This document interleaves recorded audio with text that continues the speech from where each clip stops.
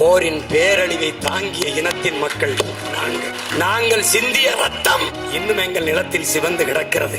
என் மக்களின் கண்ணீரும் கதறலும் எங்கள் காதுகளில் ஒலித்துக் கொண்டிருக்கிறது. அந்த அவலத்தை, அந்த துயரத்தை நாங்கள் துடைத்தெறிந்து இன்னும் கடந்து விடவில்லை. உலகத்தீரே, போரின் பேரழிவு என்ன எங்களுக்கு தெரியும். பிறந்த எங்கள் பிஞ்சுகள் சிங்கள குழந்தைகளா தமிழ் குழந்தைகளா என்பது தெரியாமலே, வாய் திறந்து முதல் சொல்லை சொல்லாமலே நச்சு குண்டுகளுக்கு கருகி வீழ்ந்தார்கள். அறிவார்ந்த தமிழ் சமூக மக்களே, என்னரும் தம்பி தங்கைகளே, நாம் உலக போரை எதிர்கொண்டோம். 20 நாடுகளின் துணை கொண்டுதான் இறுதி போரிலே விடுதலை புலிகளை நாங்கள் வீழ்த்தினோம் என்று ராஜபக்சையும் நானும் அமைச்சர் கோத்தபாயும் சொல்கிறார்கள் என்றால், 20 நாடுகள் எதிர்த்து நம்மோடு போரிட்டிருக்கிறது என்றால் அது ஏறக்குறைய உலக போர்தான் என்பதை நீங்கள் உணர வேண்டும். தன்னை போல எலும்பு நரம்பு ரத்தம் சதை பசி உறக்கம் கனவு கண்ணி எல்லாம் கொண்ட சக மனித சாவு சகித்துக் கொண்டு நின்றவர்கள் இவர்கள். புலிகளின் தாகம் தமிழ்ல தாயலாம்.